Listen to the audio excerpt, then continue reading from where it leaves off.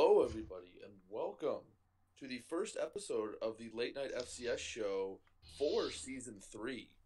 Unfortunately, Chase can't join us. He's authorizing fruit snacks, but with us we do have Danny, Tenny, and we have Drew. And Drew, what do you got for us right off the bat? So, real quick, before we get the show underway, Baba is going to be dropping a form for you guys to fill out. Um, Very important. Be as honest as possible. Do not try to meme it, please. It's actually for the good of the FCS. So, just he's going to ping everyone about it. So, be ready for that. And yeah, Yep, and I believe was that the ping right there. yep, that was There it. it is. Yep, it literally takes probably 10 seconds to fill out. Like I said, just be as honest as possible about it. Yeah, no, if you think somebody's not done a good job, make sure to say it because, well, they'll either try to get better or they'll be replaced. So, Right. yeah.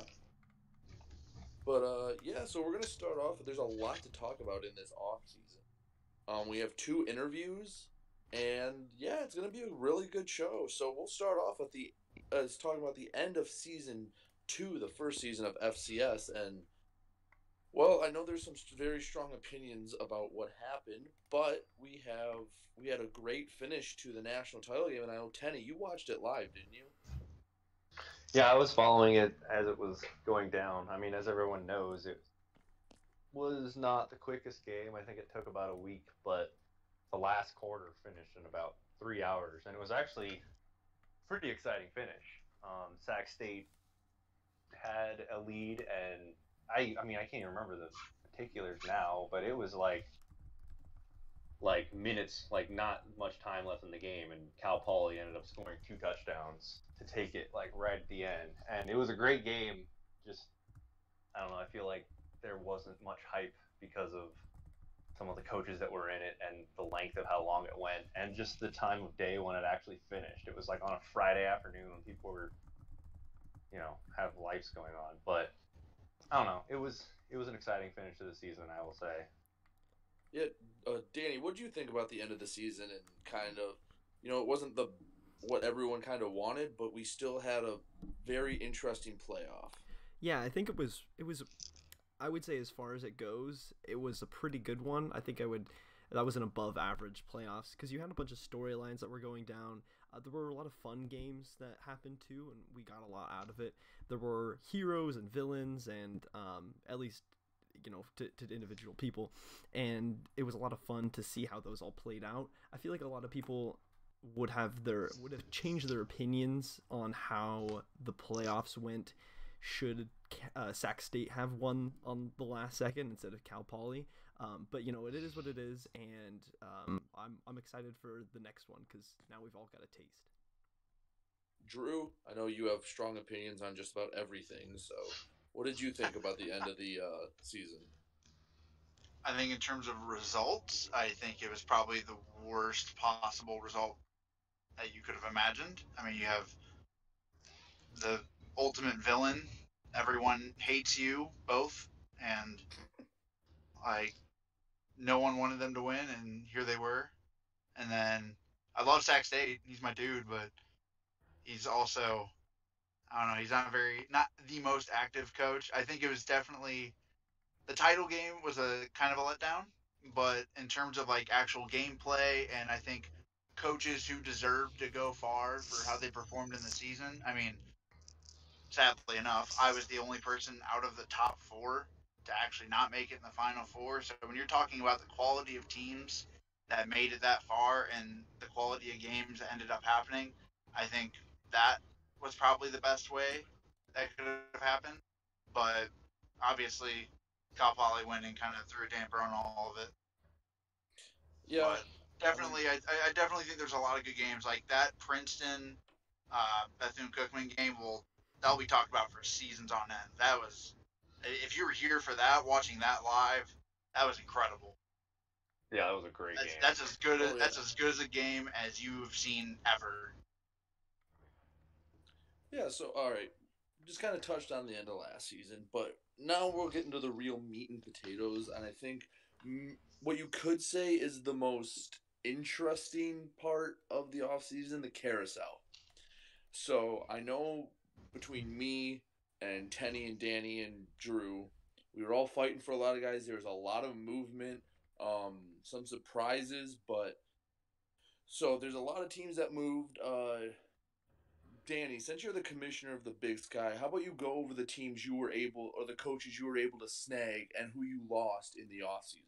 So I'll go off by losses first because there's fewer of them. Um, but anyways, I guess it doesn't really make sense. You can have really fewer loss than gain, than zero. Either way, so we did lose Southern Utah to some inferior conference that won't be named. And then we were in talks with a lot of teams because I felt like there was a lot of since Tenny, Drew, and I are all in the same conference, it was kind of a lot of we were able to tag team a lot of this, but for the most part, we were happy with our additions. We have Keo now. He took over, I believe, Cal Poly, the champion. And then we have Scumbag Joe, who used to be Towson, now at Weber. Then we kept talent as well. I'm happy to say that we still have Portland State and Zand is at San Diego. Ed did leave as well to another inferior conference, and we didn't get Poet, who we had hoped for. But we did fill up those roles, specifically with Mason Dixie State, which I'm glad. With the brand new expansion, well, not expansion, but yes. New team to the FCS. Exactly, yeah. And I'm really happy with it, and I know it's going to be tough to repeat the dominance that we had last season. I mean, just based on how dominant it was in out of conference. But I think that all that said, we still have a good chance of being the top dog with how many experienced teams we have. Yeah, and I know Drew was probably happy, but losing the national champion actually will hurt the just by pure quality of coaches. That's gotta hurt, doesn't it? Yeah, it doesn't feel great. I wanted a rematch, man. Yeah, so in a few conferences, the conference champion won't get a chance to repeat, but yeah, the Big Sky had a lot of movement, and it kind of pillaged the American East, which we'll get to in a minute. But yeah, that was quite the overhaul in the Big Sky, and I know a lot of people are curious to see how they repeat because they were so dominant last season. I mean, yeah, I think all three of us kind of had the same goal in mind, get good quality coaches who are active, who like being a part of the community. I think in the end, that's what made the Big Sky as good as we did last year. We were all active. I mean, you'll go into the general chat sometimes, and it's literally just 4 Big Sky teams talking to each other consistently. That's what our conference is about. We didn't really talk much in the conference server because we just talked in general. But those are the kind of people that we looked for, and I think we got just about everyone that we wanted. Tenny, what do you think about some of the moves outside of the Big Sky? Mainly, probably the American East getting pillaged and then kind of rebirthed almost. Yeah, the American East is going to be an interesting conference. I mean, I know the Big Sky took 3 teams, and one went to the Dick and one went to FBS, and there was really not a whole lot left. And then there was an ad in MLR, and we got a bunch of GMs come over from there and some players from there that are all active. They've become one of the most active conferences on this server. I mean, just look at all the people that comment, and I think it's going to be a good conference. And because, like Drew was saying, just having active people in your conference is going to be better. It's not necessarily the best people, but people that are that active and hear a lot are more invested in it and going to try a bit harder and just learn more about the game. So it's a revamped American East, but I'm excited to see how it goes down. And then you have the FBS national champion double dipping at the greatest team in the FCS, Bryant. Yeah, a team that goes from 0-12 to gets the FBS national title, national champion, I should say, into their conference. They're gonna be very interesting to see. They could be the surprise conference that dominates everyone. But Dan or Drew, I'll go to you, Drew, for this one. A conference that kind of went through ups and downs in the carousel. At some point, it looked like it might be pillaged, like the American East was, but I think it came out all right. The Ivy, was probably, you could argue, was the number two conference last year, and then there was rumors Princeton might leave. You had some people that did leave, but all in all, I think the Ivy League ended up pretty strong. Come the start of season three. Yeah, so for me, I think obviously keeping Princeton was the biggest thing, but you look, I mean, Brown, tough loss. Yale, that's a huge loss considering how he ended his season. I mean, that one really bad half away from a Final Four spot, but they lose quality, but they gain Chattanooga, who's now Yale. I think that's a huge get. I did not know Chattanooga was open to moving like that, or else maybe I would No, have tried to convince him to Big Sky. yeah. But See, to that point, that's real that's a quick. huge pickup. Talking to him, he goes, when he did it, I was like, I didn't know you were on the move. He goes, I didn't either. It just kind of happened in a very short time span. I thought he was sticking at Chattanooga, but apparently he liked what he saw in Yale. Yeah, and then obviously the huge gain getting Bethune Cookman, who was probably the hottest team going into playoffs, and now is, according to the Discord, the title favorite. So, I mean, you're looking at those three, and then Dartmouth is still pretty solid. There's in Columbia. I think if they're returning their coach, they're pretty good. They're But gonna be I'm just saying, tough. Like those three, the Yale Penn, and Princeton. Those three could be top 10 by the end of it, and you would have no doubt. Danny? oh, I was just gonna say, I don't know why I started with I'm just saying, but I think ASUN is gonna be underrated to start the year because you have a bunch of new coaches, like a bunch of new coaches. I would put bets on them having the most new coaches, but um, as the season rolls on, some of those are probably going to come up as contenders, and you're going to see a lot of top dogs come out of that conference. I think because you already have Jacksonville, you have Campbell, you have a bunch of different teams that were dominant last year, and then you have a bunch of new fresh blood, and especially when you have somebody like Campbell who's around who can support those new people and help them grow as coaches. I think it's going to be pretty beneficial. And come playoff time, I think they're gonna have I'd say one more bid than last year. I'll take that as my hot take of the week. Yeah, having a bunch of new coaches is a wild card because a team like Dayton came in and you didn't think much of them, and then they made a huge run, and Jock showed up at Bethune Cookman late in the season, not knowing who she was, and made a run. So yeah, Kennesaw State could show up, ball out. Florida A&M, they're both active coaches, could do something. It's Having new coaches is very exciting and interesting because it only takes probably a couple games to really start to get a strategy down for fake college football.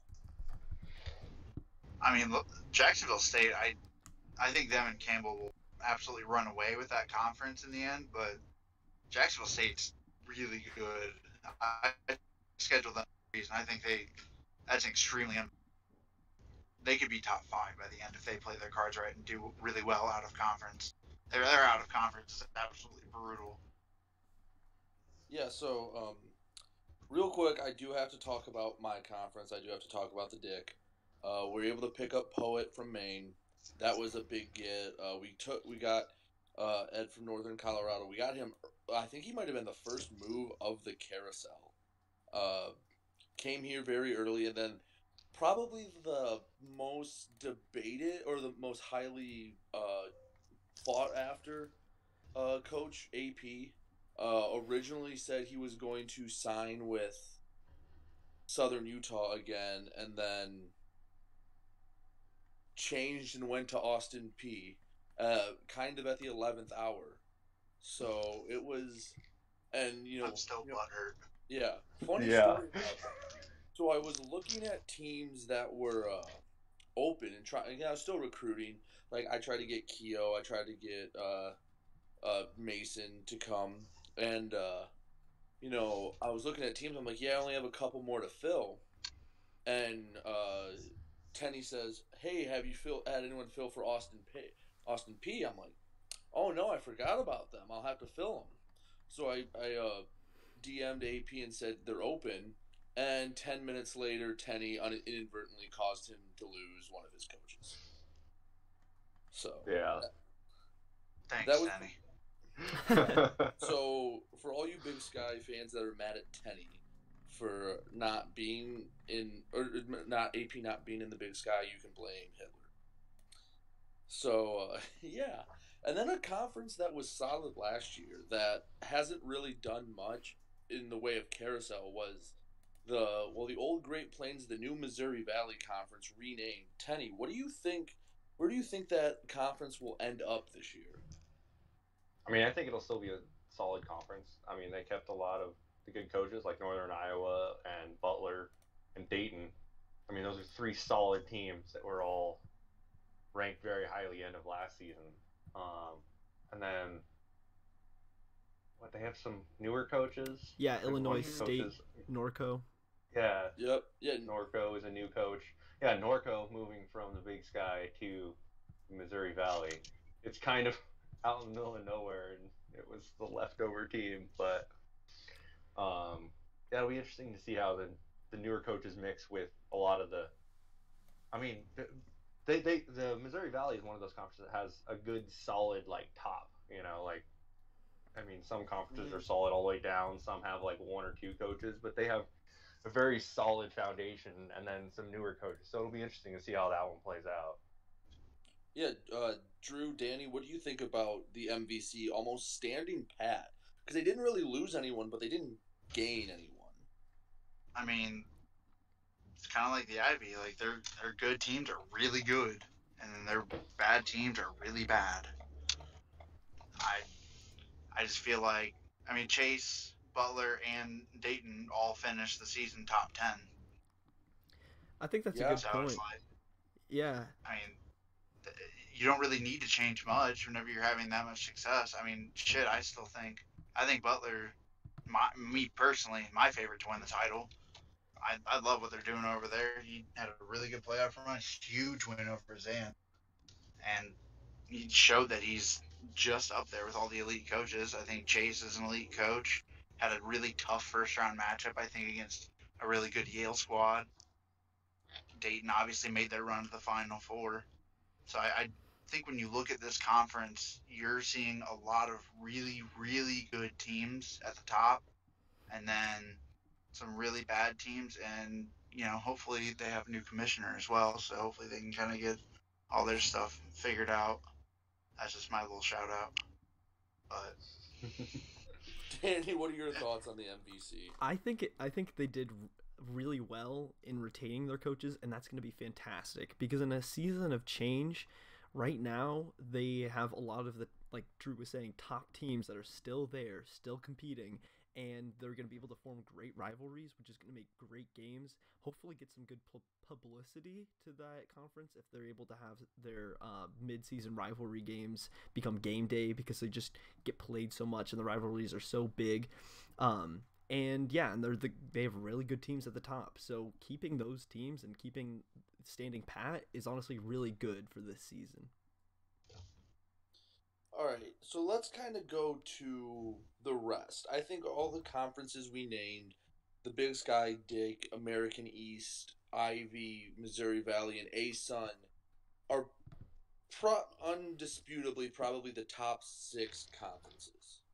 Like I don't, and then there's the rest of them, like the CAA, the MAC, the Southland, all of those. The CFC, and between all those, there's probably what 4 or 5 active coaches between all those conferences. Yeah. Like, so is like we'll just kind of lump them all in here. I think there's a lot of new coaches. I know there's a new I believe Stetson's in the A Sun, so that's another A Sun team.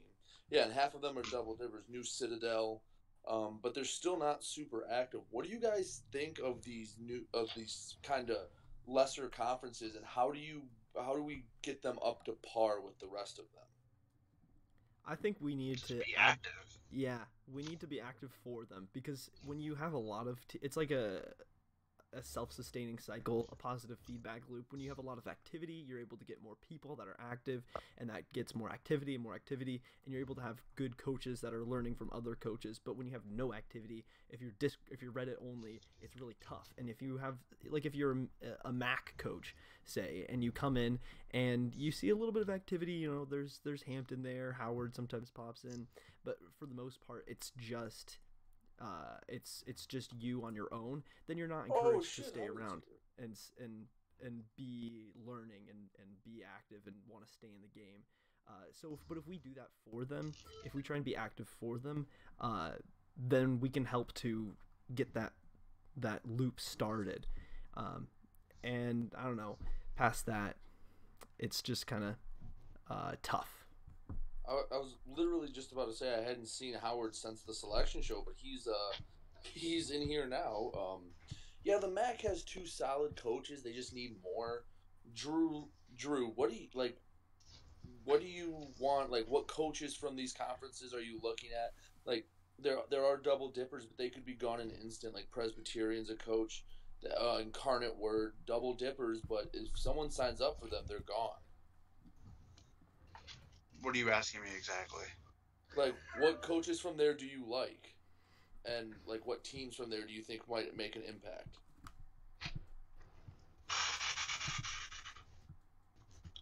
Honestly, I haven't really been paying attention too much to the smaller conferences, except for the fact I'm hoping someone like Incarnate Word, who is double dipping right now, I'm hoping, ideally, that because he's an FBS coach, he maybe will help guide some of these new coaches in that conference. And I want, if you're an active team in a very unactive conference, or you have like a lot of new guys, I'm not saying like you should be like a mentor to them, obviously, but I definitely think your activity and the way that you kind of show leadership within a conference will help all these other teams improve and just be better.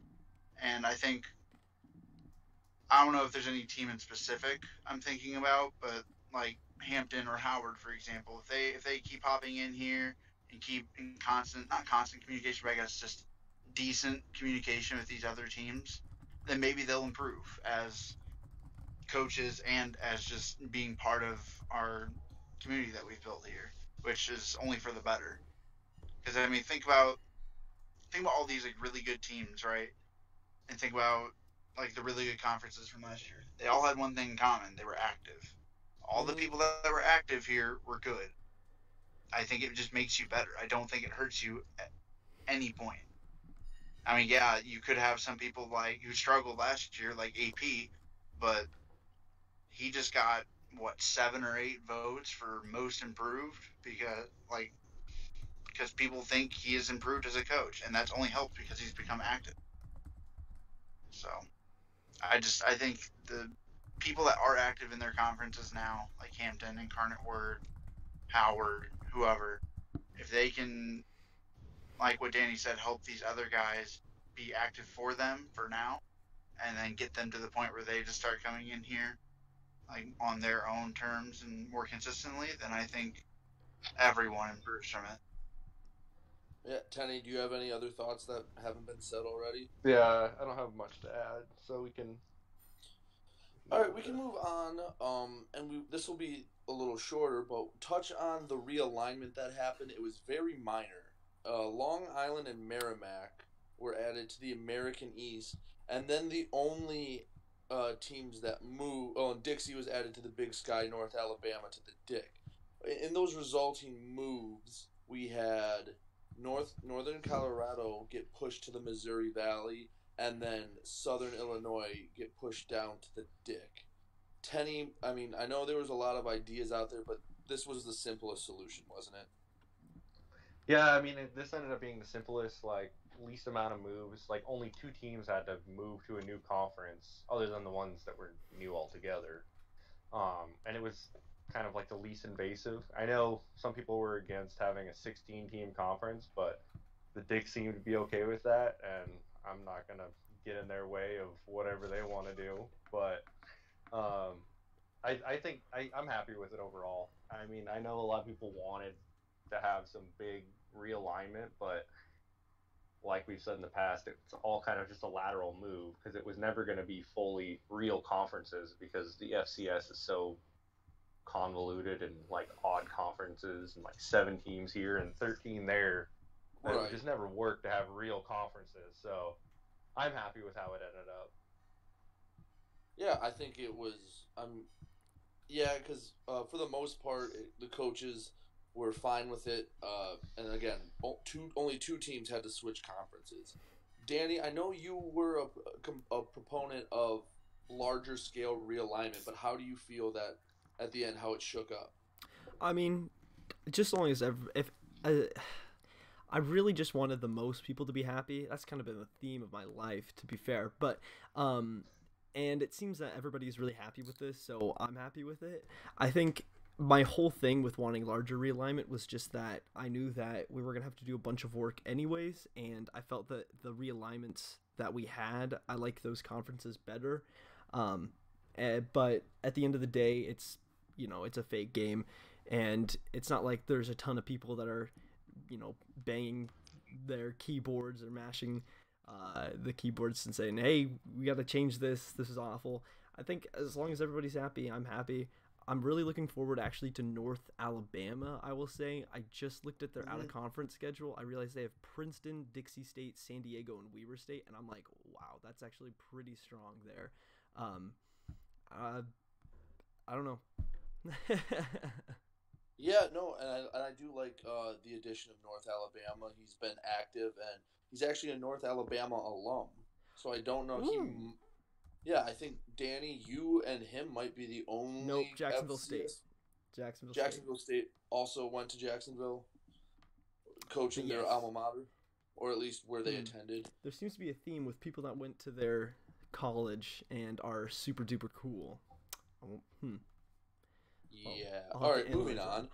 analyze So this is kind of a big moment for us. This person's been kind of private for the most part. Has never talked before on the server. Has only had, as far as I know, the one PFP his entire career. And it is with great honor for all the FCS late night boys, we welcome in Princeton to the show. How are you doing? I think he's still muted here. I'm gonna move him because Someone unmute him. No, he's on. He should have the roles. They're not talking about waxed up. I'm moving here. I'm moving. There. He should be good now. How you doing, man? I see your picture. Oh man, this is such a tease. My heart's racing. I know. Dude, I see his picture. This happened with Hampton last time. What did you guys do with Hampton? Nothing. I think it just figured itself out. Like I see. Oh, is that him moving his stuff? Like I see him. He has the ability to talk. Oh, I would like to think he's just doing this for dramatic effect.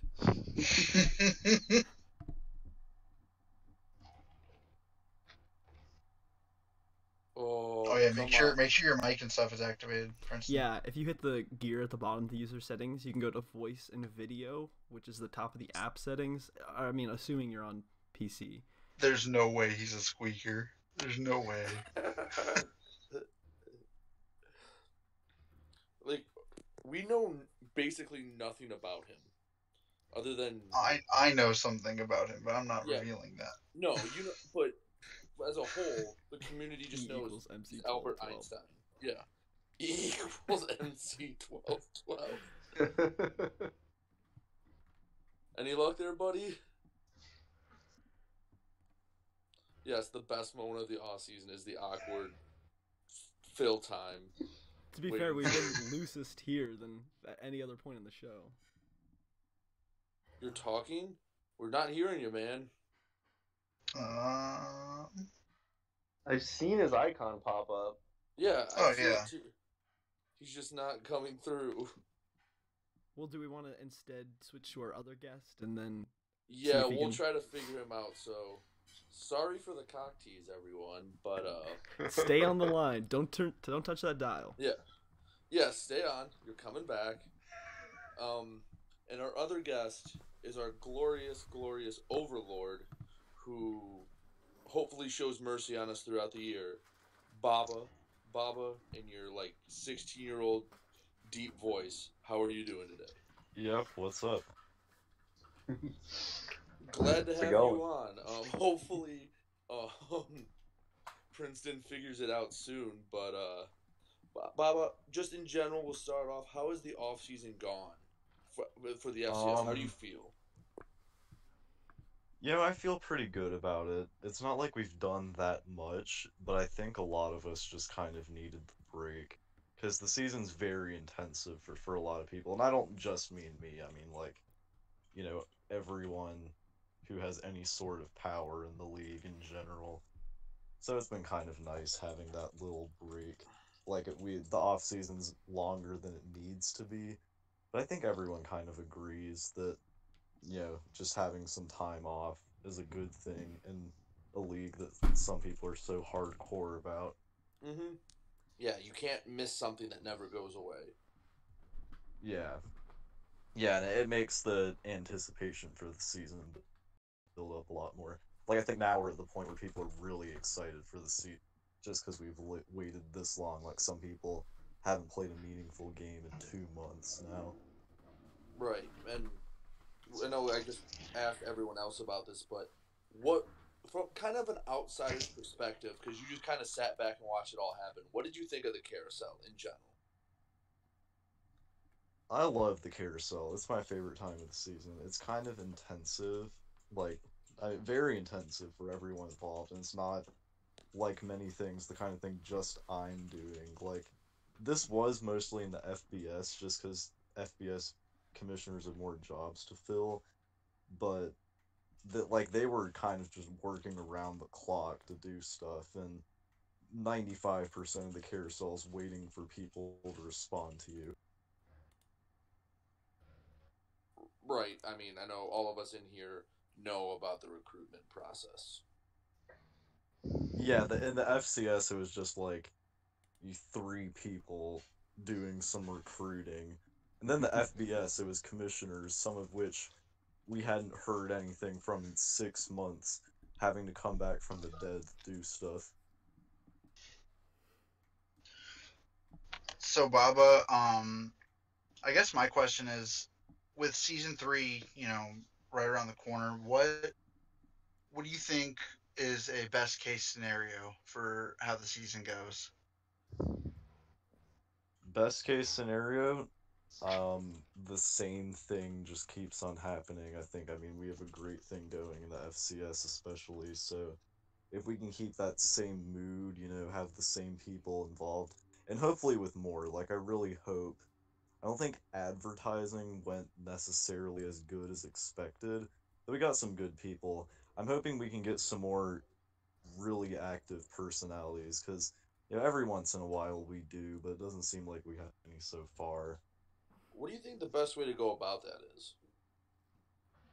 I think advertising on new places could do it, which we have tried to an extent.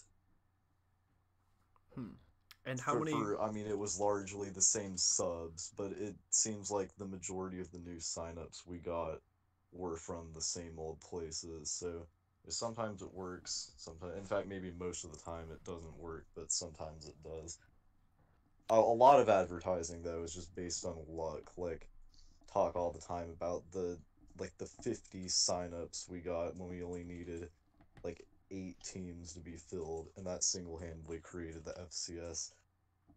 Well, speaking of which, how many more signups? I should say, how many D2 signups would we need before you guys would consider? Okay, we need a commissioner. We need some structure, not just like season one FCS, but like season two FCS. So, Um, I probably 20 is probably a good number. Because we had the season 1 FCS had 10 people at most at once. And that was enough where it just had, an FCS president, well, two FCS presidents actually, who didn't really do anything. Other than like make the schedule and whatnot. mm-hmm.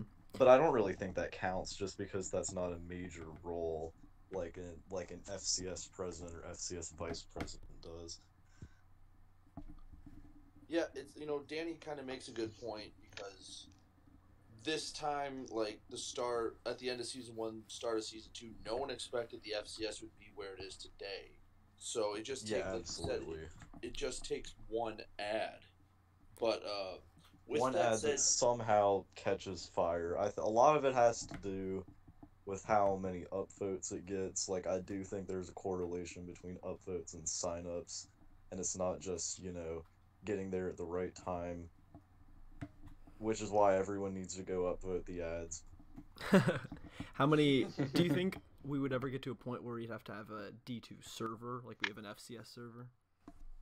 Yeah, of course it's possible we get to that point. I think it's just a question of when it happens, if it ever will happen, and Mm-hmm. really the way to make it happen is just somehow catching fire again with an ad. I think maybe we got some really good timing with when the original ad that created the FCS was, because that was November, real college football is winding down. It was the perfect time for people to jump on fake version of it. Whereas now we're in a position where it's still the real life off season, but it's coming so soon that you kind of figure people aren't going to want to wait for something to start when real college football is only like a month away from starting, a month and a half. yeah, and so with that, I know one thing that was talked about but never came to fruition and doesn't look like it will. R/CFB ad I know was talked about, but the amount of influx that it would probably produce might be overwhelming. I know you've kind of gone back and forth on that. Where do you stand right now? Yeah, right now I do kind of stand more towards the side that the influx we'd get from it would be too much, and maybe it's the type of thing that if we were going to ever pursue, because we never actually messaged their moderators. Like I figured I kind of wanted Skarmory to do it just because he's probably the most well-known commissioner over there we have. And we have people who play it that are pretty prominent over there, but no one who's a commissioner as prominent as he is. So I kind of figured eventually it'd be too much to deal with, and we're probably better off not having it because we can sustain without it. It'd be nice, but it'd be such a massive change.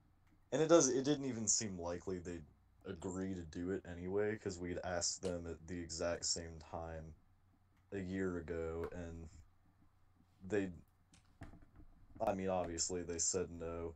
They tried to act really nice about it, obviously, but it was a very sugar-coated no. Um, do you think this season it is possible to have a completely unique FCS? And what I mean by that is no double dippers. I'd say it's possible.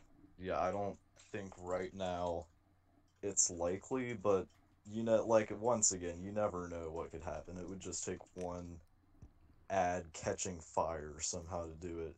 Like if an ad got 50 new signups, we'd be right now, like we'd be well into having D2. That'd basically be for us what the ad that created the FCS was last season.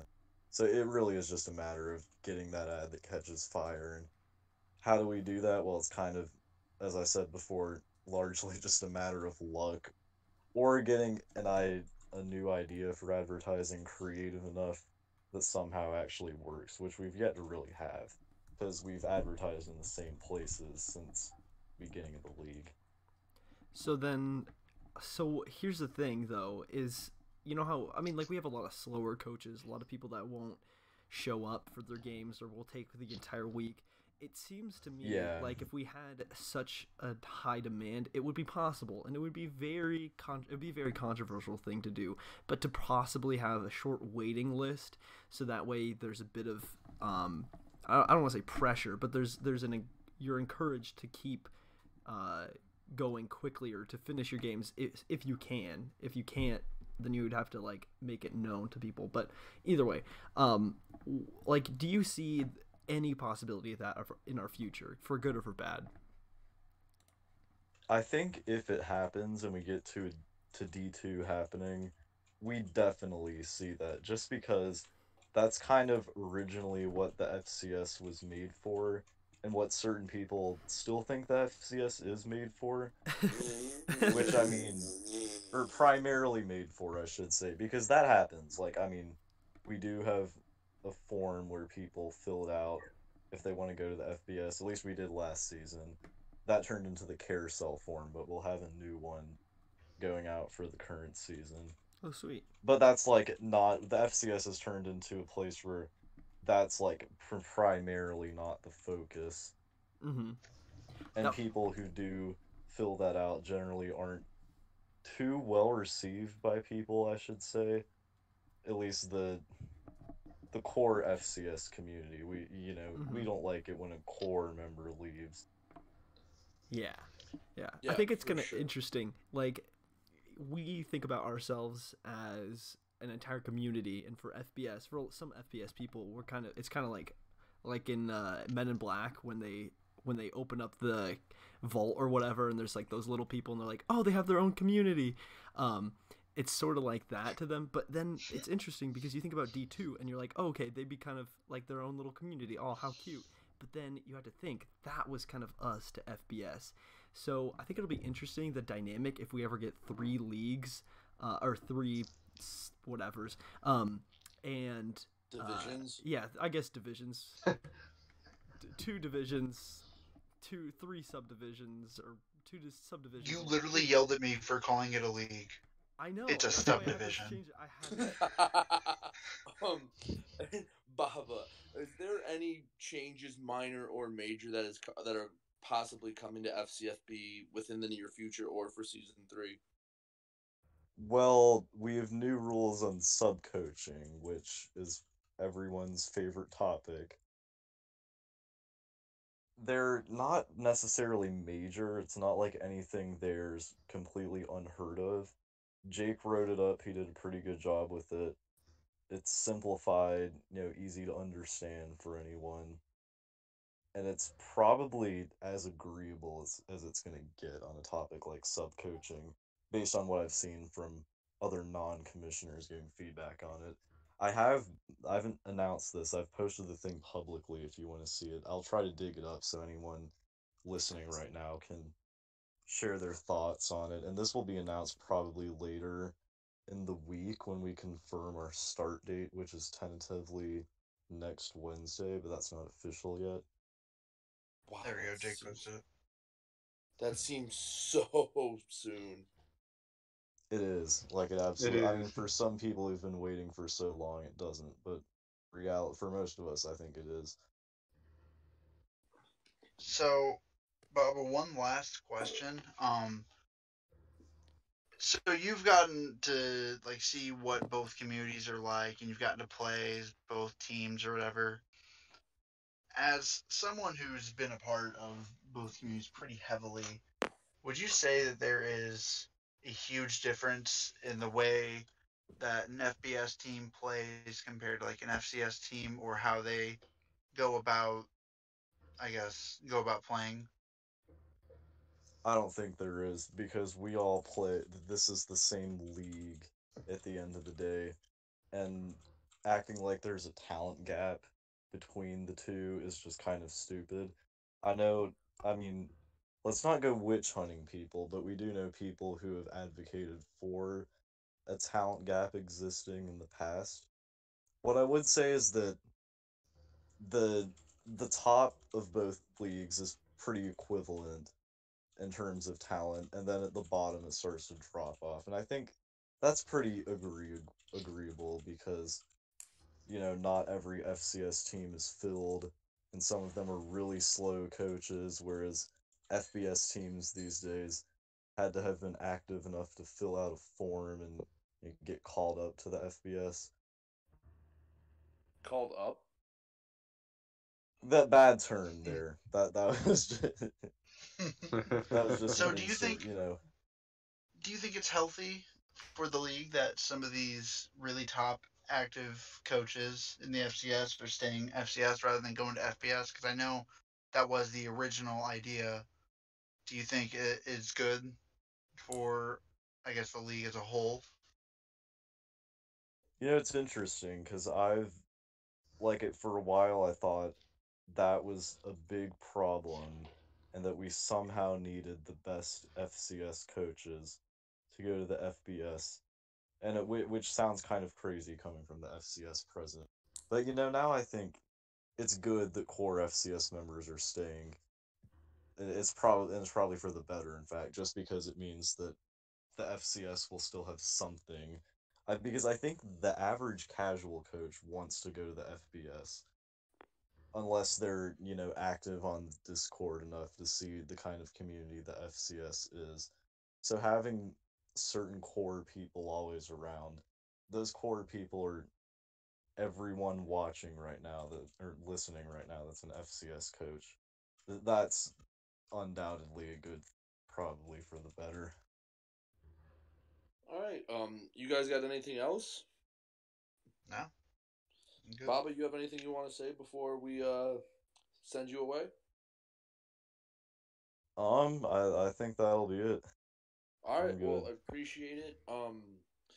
Make sure to tip your butler nice tonight, and thanks for coming on. Yeah, thanks for having me. All Thanks, right. buddy. Now, are we gonna try for our other guest? He is deleting and reinstalling the app.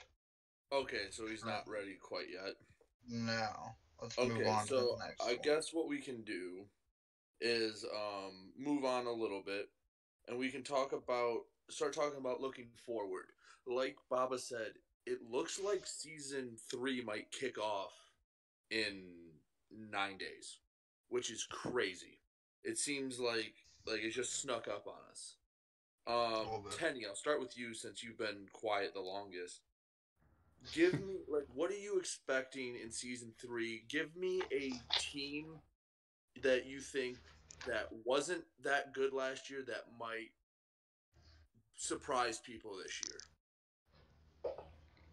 I mean, the hot pick would be AP. Everyone seems to think he's going to be the hot up and coming team, which I think he will too. But I'm going to say that it's going to be, I mean, not a specific team, but I mean, I hope that some of these new coaches that have come in, like we have like Kennesaw who's right there, and the American East and all those teams. I think a few of those teams are going to surprise some people and come out of nowhere, and the playoffs are going to look a lot different this year. And our preseason poll is probably going to be completely wrong, and everyone that we thought was good, well, maybe some will still be good, but there's going to be a lot of shakeup, I think, and I'm excited to see how that turns out.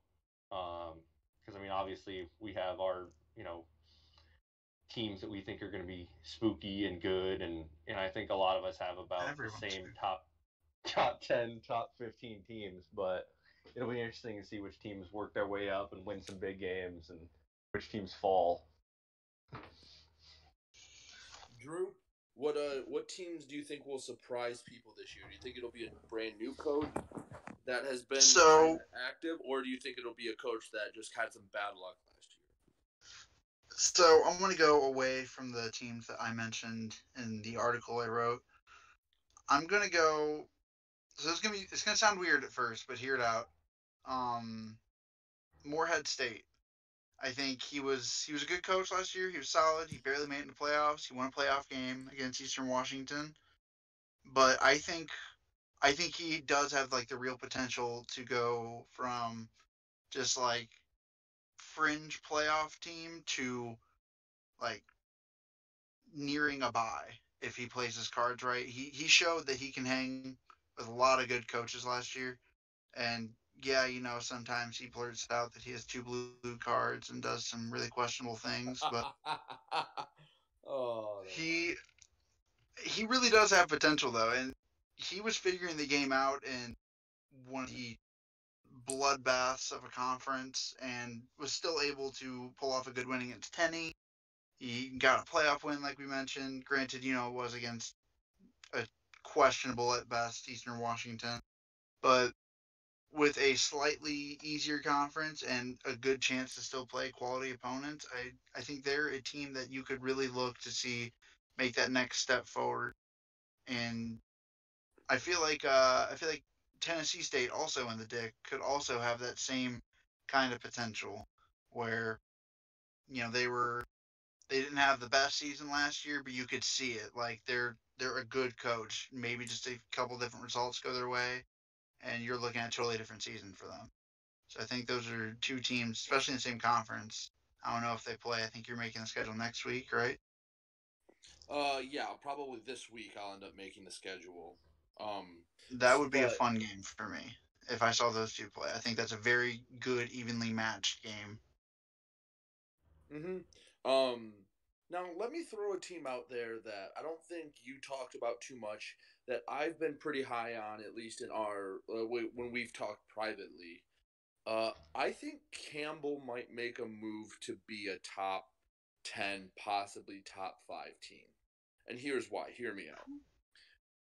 We talked about how Drew's season could have been completely different had like 4 or 5 numbers gone differently. He doesn't get the Hail Mary against Tenney. It goes into overtime. You don't know what happens. He doesn't get the comeback against Chase, and he doesn't get that conversion late in the game against Danny. That's like 4 or 5 numbers, and Drew is all of a sudden a fringe playoff team. He's not the dominant force he is. Campbell had the opposite of that season last year. He was, I think, 40 yards away from beating, or at least tying me and going to overtime in our out of conference game. I know he lost to Stetson by, I think, a point in a late season game, and I know he lost one other game really, really close. He lost to Stetson by like Was 17. was it a lot? All right, then I'm Yeah, he thinking of it. lost that was Eli. Oh yeah, that's right. He was replaced by an FBS coach. That's why. So that's bad luck in itself right there. But there was a game, yeah, Chattanooga. Thank you. It was Chattanooga, and then Jack State, I believe, was a there was a late touchdown there. So he had a tough. Thank you, Jocks, for that. By the way, he had a few tough losses. I think he's gotten better, and I think he has scheduled the out of conference. Even if he goes 2-2 in it, I believe he plays Tenney and he plays Drew, and he has one other very tough game in his out of conference. He can do that. The A Sun isn't the strongest, but it's solid enough that if he wins his games, he will get the votes necessary both in the coaches poll and in the committee to be top 10. And the offense he runs is the option style, which I know it's kind of 3 naughty words, but it'll chew the clock whether intentionally or not. And he all of a sudden is a very, very good team. I don't know what you guys think about that, but they're my pick to be like the one of the teams that didn't have a bye last year to get a bye this year. So I'll start because it's me. Yeah. Um, obviously I was Campbell's harshest critic last year. I mean, I think I they didn't have a solid win on their resume in my mind. I mean, the best one was Maine, and I love Maine, but that's arguably a not great win. Now, I will agree in the fact that very tough losses, but I don't. I think when it comes down to when you're looking at all these really good teams, like top 5, top 10 teams, they know how to close games out. They know how to make that play. And like obviously, not like a Hail Mary like mine. I'm talking about like that one drive where like you make Yeah. some good chunk plays, you kick a field goal, or you just find a way to score within the last couple minutes of the game. You find a way to do that. I mean, that 1 point loss to Chattanooga, only scored 16 points, missed a pat. Obviously, Mm. that's rough, but like 17 points, 16 points you scored. Obviously, you struggled a little bit. And I just, to me, I think he's not a bad coach. I actually firmly believe he will make playoffs. I he's actually one of the more likely teams in my eyes to make playoffs, especially with a slightly weaker conference now. But Right. I don't think he's top 5 until he proves that he can do this stuff in big games, because he No, did not have a top 50 win last year.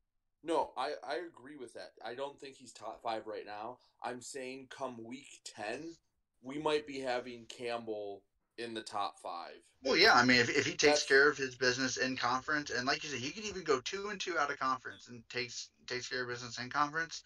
You're talking about him top 5 for sure. yeah, and But that's what I'm saying. Not right now, but I think he has the potential to make the biggest jump. To be most improved, I guess. yeah, I mean, it's not out of the equation. I would have to see it from one of those one of those tough out of conference games, because I mean, as it stands right now, I think the jury's out on him that he is a good but not great team. Yeah, and again, I could be completely wrong, but if you're never wrong on anything, then you never said anything. No, and you made a valid point. Like a couple plays, and his season's completely changed. So what it could be totally flip flop this season, where he does have those. Danny, I know you have the potential game day candidates for week 1. You want to share those with us? Yeah, so some of these, I'll go Danny? in order. Oh, Daniel. Where'd Danny go? Oh, I was muted. Okay. Oh wait. No. God damn it. Okay. And Am I Drew, here? just let me know at any time when Princeton's ready, and we'll try that again. But all right, moving. wait, Weekend. Danny, where are you? Am I here? Some of those Danny chase ghosted. approved. He's lighting up. Is he? He's not for me. Man, this is Oh, This there is he is rough. for me. Jesus, what a show to start season 3. Entertaining Who's but next? fucking train wreck. Good God. So the other game Campbell has is against Penn week 1 too. Yes, Yeah. okay, Penn. Ugh. So yeah, 3 coaches that potentially could be top 10 were all playoff teams. If he can go 2-1 in those first 3 games, because I know he scheduled a newer coach for week 4, but Oh, it's just very quiet. yeah, if he can do that, be Okay. careful, because he's making sure his resume will speak for itself if he can. Oh yeah, no. If he ends the season with like 3, maybe even 4 losses, and has at least one of those wins, Okay. he's a playoff team. Assuming that other team that beat him is still not. As good Trash. as they were last year. Yeah, if they are even like half as good as they were last year, because it doesn't take that much to make playoffs, as we've seen. Testing. So, Am I here? oh yeah, Dan. Yeah, there we go. Hey. Okay. Sorry, it's my mic got really quiet, and I'm not sure what's up. Okay, but I do have the games. I have 5 games here. I'll do an order of least to most likely. In fact, this first one is mostly just for fun, but we have Tennessee State versus Maine. So we have Maine versus their old school that they left in the dust, leaving tons of bread on the table. And they and they will get to play against a brand new coach week 1 at home. And so, or no, Maine's at home. So Poet is away. But that one's going to be a fun one. After that, I really like Mississippi Valley State versus Yale. Those are 2 top caliber teams. They get to play week 1, and it's Yale's Old Chattanooga, right? Yes. Yeah. So those are A two rematch teams. of our first ever game. Oh, okay, sweet. So that brings us right into the next game where we have Jacksonville State versus Montana State, which is two teams that played. Well, I guess Jacksonville State had a game before ours, but for week 1 last year, it was that game. We played at Jacksonville State, so this year it's gonna make a Gold Rush game, Montana State. And then after that, we have Campbell versus Penn. And you guys have been talking about Campbell being the team to step up and have luck go his way. And if that's true, and if Penn also is a dominant force again, this might be a game that we all turn our heads to in week 12 and say, oh, this kind of decided something or other. Maybe a seed or something. But either way, that's going to be a barn burner. But I think my favorite pick would be between Idaho State and Northern Iowa, because those are two teams that are very active, just like Campbell and Penn.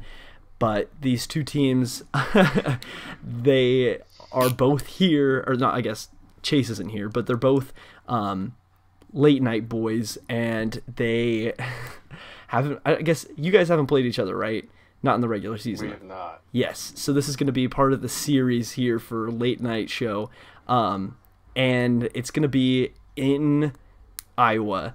And it's going to be a whole lot of fun. I can see a lot of banter going down already because these two coaches will go at it. I know Chase will at least. But those are my picks. If you guys have anything, He's got that hand and farm. Exactly. So we'll see if he gets any Wi-Fi to play the game at all. But if you guys have any other picks or any other games that you think are good week 1, feel free to throw those in the chat. I'm excited. I'm really excited for it to start. Yeah. Doesn't Princeton have a really good one? Princeton plays North Alabama, so the new guy. Oh, never mind. I was thinking they played Butler week 1 for some reason. They play it week I think 4. another good one is Dixie State at Austin P. Or Austin P at Dixie State.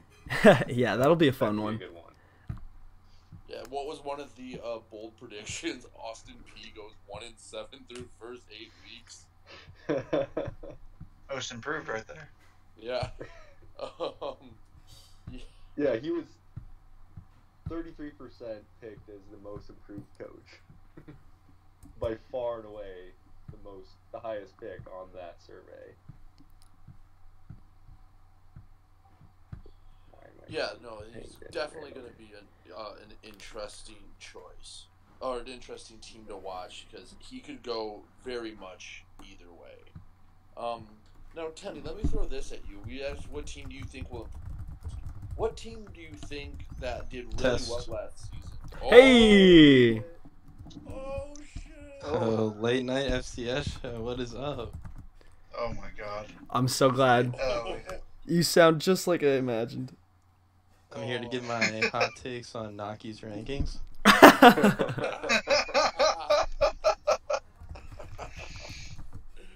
Oh my god, he's here! I don't even know what to ask him. I'm just happy he's here. Mine's blank.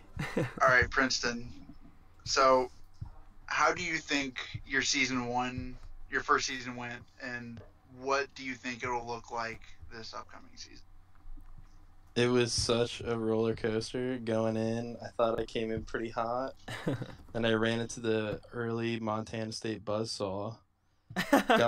Humbled me a little bit. And I picked up momentum halfway through. And then the Ivy chewed me up a little bit. Dartmouth and Yale really blew me out. And then from there, we just started rolling to the playoffs. But really, that Cal Poly loss will haunt me forever. Going into this next season, we don't know if we're breaking out the throwback jerseys or not. That's to be determined, but we're looking to make some noise again this season.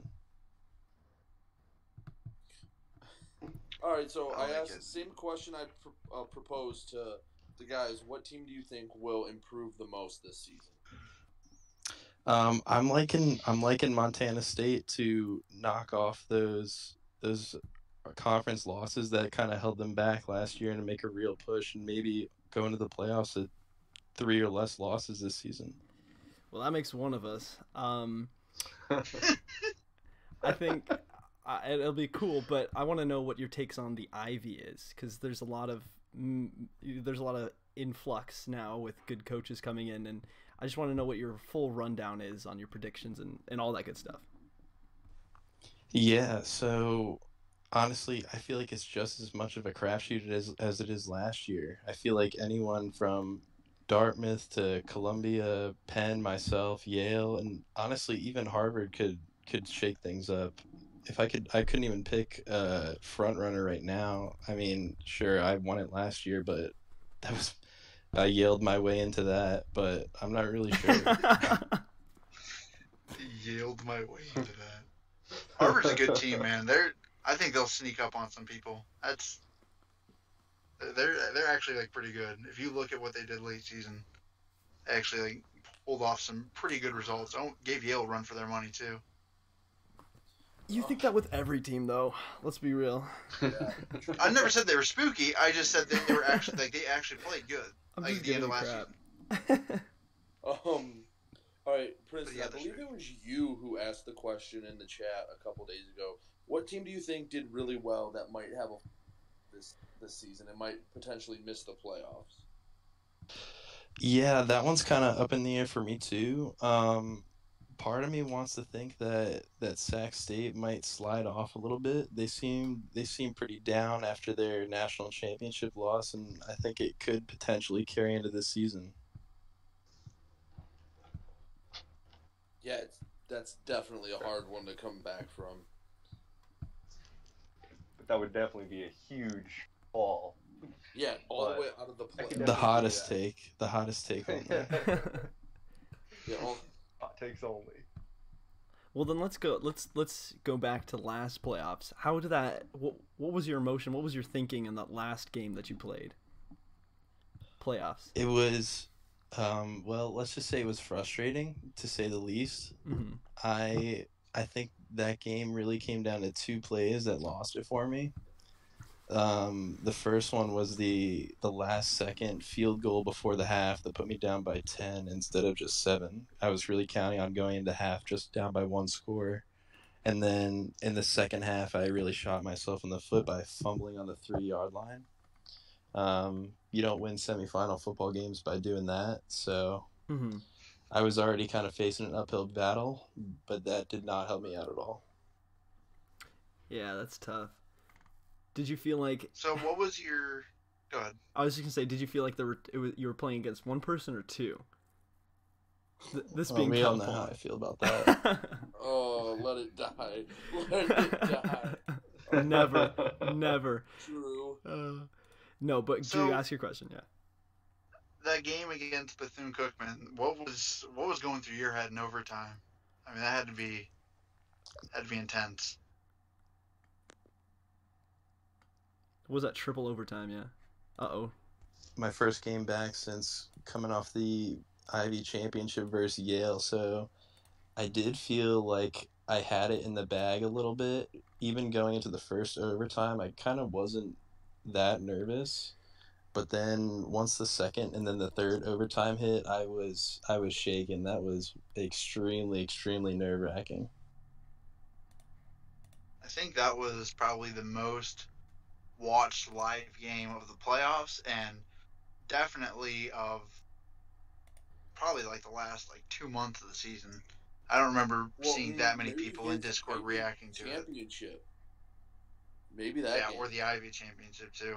But I just remember those 2 games, arguably 2 of the best of the season, and then I just don't remember that many people being in the Discord since the game I had against Chase or Tenney. Yeah, I mean those two games are why you play it. I mean, if you don't play that and have fun, or at least spectate and enjoy watching that unfold, I mean, you're missing something. If you don't enjoy that, you don't enjoy Ivy League football. Princeton, besides the Ivy, what conference do you think will be number one again? Do you think it will be the Big Sky, or do you think one of the other conferences can step up and challenge them? You know, I'd like to think that our newfound partner slash rival, the Missouri Valley slash Great Plains Conference, would be able to take a step up if they come across strong in the Ivy series. Speaking of which, what happened with talks between the Ivy Big Sky Challenge? Oh boy. Well, well, it sounded like the Big Sky just had too many week 4 scheduled, and the Ivy only had 1 or 2 scheduled, and we had Chase reach out from the Missouri Valley asking if we wanted to schedule something, and I mean I wasn't technically commissioner yet, but I figured I'd try and make it happen, and so we did. Wait, so Chase, the non-commissioner, did this? Just want to confirm that. Oh yeah. All right, cool. Just want to It make sure. was 2 non-commissioners at the time. Well, he was basically the commissioner. I mean, if we're going by the logic, one of them became commissioner, the other one should too, right? Good God. I agree.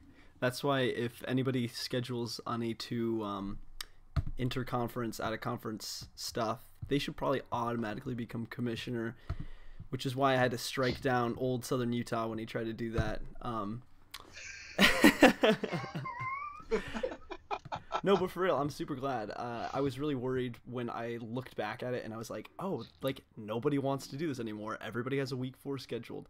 It was kind of, it sucked a little bit because it crept up on us, and I didn't want to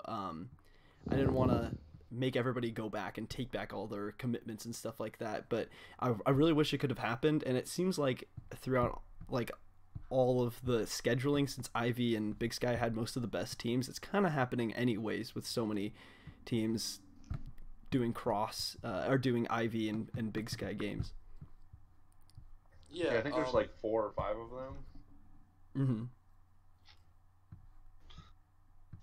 What made you stay in the FCS? Because I know there were rumors about you going up to the FBS, but what made you stay in the best CS?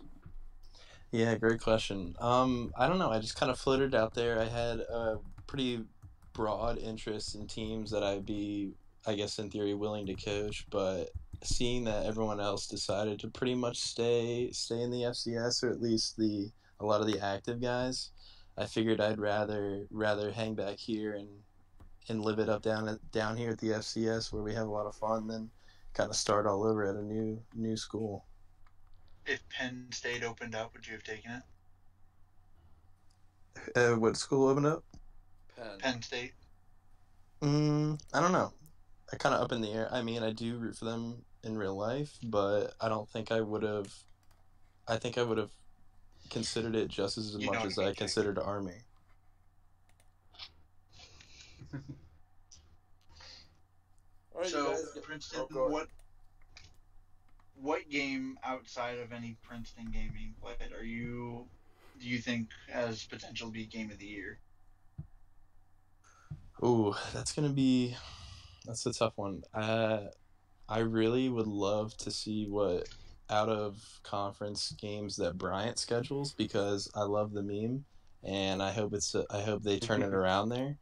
But I don't know.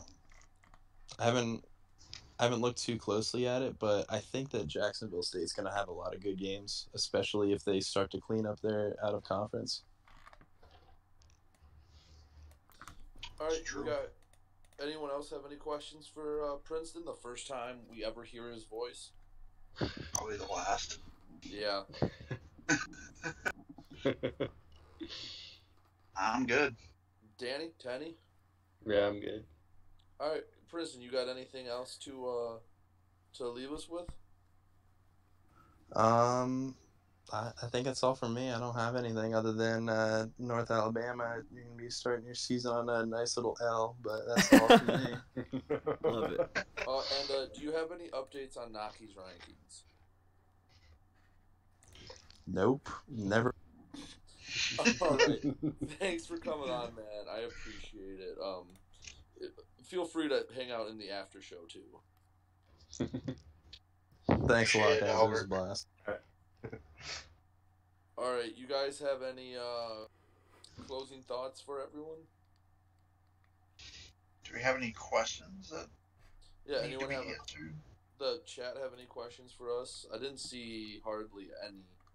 If I I did, mean, if who there do was, you guys think will be the most successful double dippers? I mean, uh, easy answer is Bryant. yeah, Brian. End of discussion. That's the only answer. Well, what if Yeah, Bryant gets alright. taken pretty quickly, and they have to switch up teams? Or do you mean what, like, Then coach, specific whoever coach? EKU goes to, whoever VFB, VFB, is yeah. coaching. Yeah, I think Not Incarnate will still be good. I think so Yeah, too. Yeah. I mean, they're going to start probably top 15, top 20 area. I mean, they're a seasoned coach. They know what they're doing, and they don't. I mean, they're not the most active coach, but not the most inactive either. But they're a huge lurker. Yeah, I think Incarnate will be as successful as long as that coach is still there. I think they'll start off hot because they have two new coaches in week 1 and week 2, and they kind of feasted off the weaker guys. Not saying that the new coaches are going to be weak, but they just aren't as experienced, and so that's. I feel like maybe even by week 2 they won't even have the team. It might get taken by somebody else, so they might end up being one of the more successful double dippers. Hopefully we fill up pretty quickly, but you never know. Yeah, that's the thing about double dippers is someone can show up and just take a team, and Bryant could be 4-0 and then get just another actual Bryant coach. So I'll ask you guys the same thing as Princeton. What do you guys think? Like looking at all the potential matchups this year, which one stands out as like potential game of the year candidate? I think just the disrespect that Howard has felt he's had when Howard and Hampton play, I think that is going to be like we'll see Howard come out of the woodwork again. We'll see Hampton be like his natural reserved yet cocky self, and the talk that goes around is going to make that a pretty good game. And I think if it's late in the season, it might end up being the decider of the division and perhaps even who's going to be in the playoffs. Two teams with something to prove. Exactly. It's a very solid pick. Tenny. I don't know. I don't have one.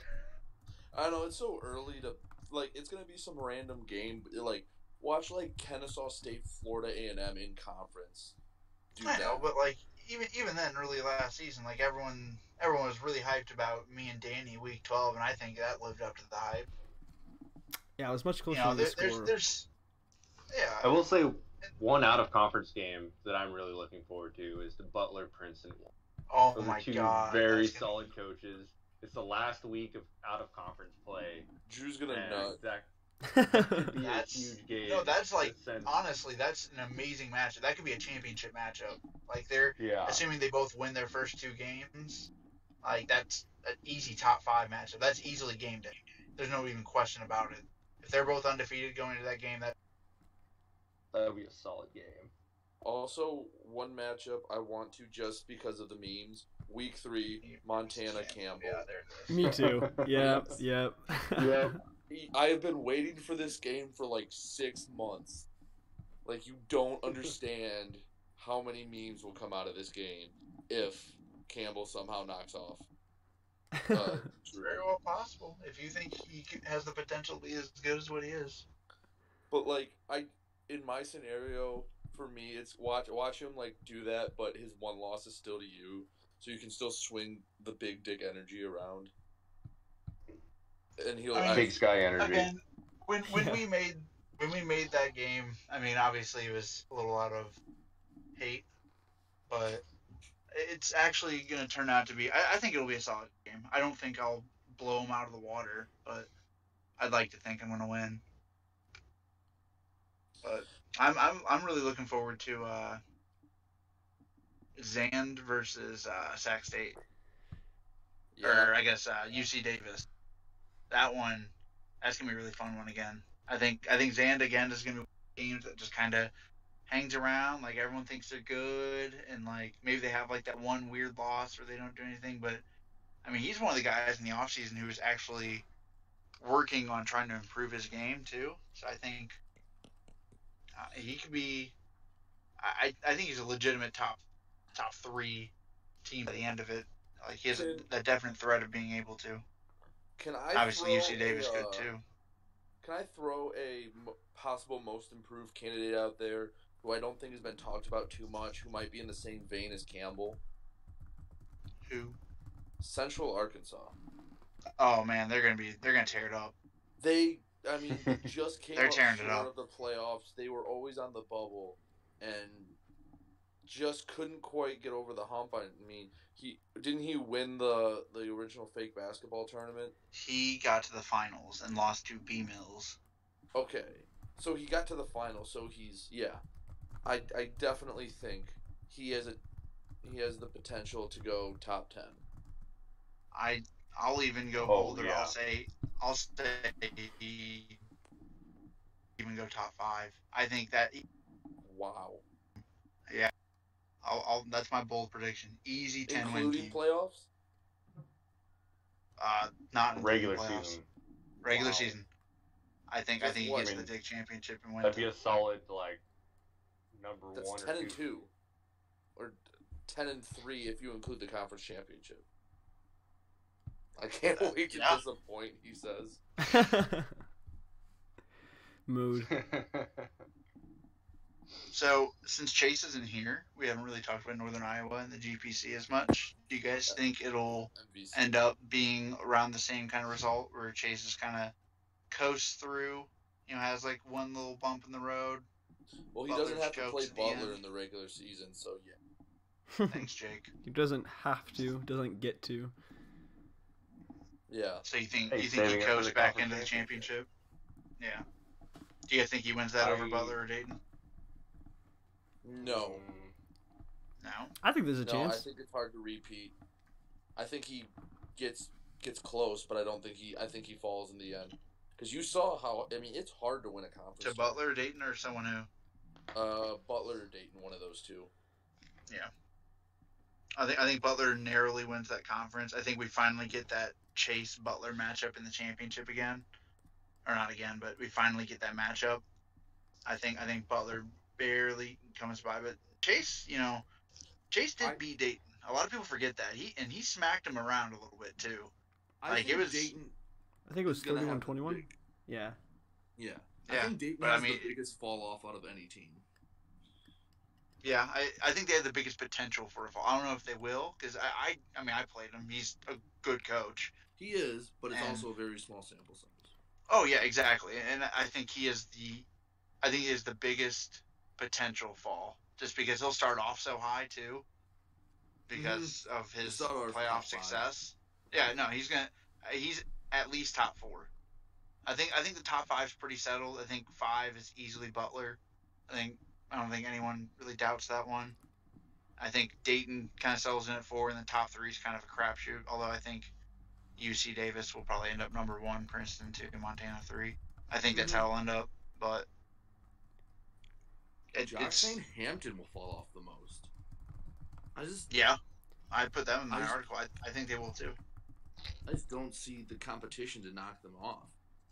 But he wasn't that great of a coach. Yeah, so I don't think there will be that much because, he's going to be playing actually a good out-of-conference people. I know he plays Penny. I think he has another good game scheduled. Hampton has Nicholls State, San Diego, Maine, and then Idaho State to close it out. Oh, yeah, no, he's not. No. I love Hampton, but he's not. He would have to win San Diego and Idaho State, I think. Yeah, you'd have to knock off the 2 Big Sky teams. He may be able to feast on his conference again, but I think he scheduled an out-of-conference that he's not ready for. All right. Well, you guys have anything else before we wrap it up, or just at about an hour and a half right now? No, I'm good. We're good. good too. All right. Well, thank you for joining the first episode of season 3. We might have a show next week. We might not. We might wait till the first round of games gets started. But thanks for joining, and make sure you stay for the after party. For myself, Danny, Tenny, Drew, and Chase inspecting fruit snacks, we will see you next week.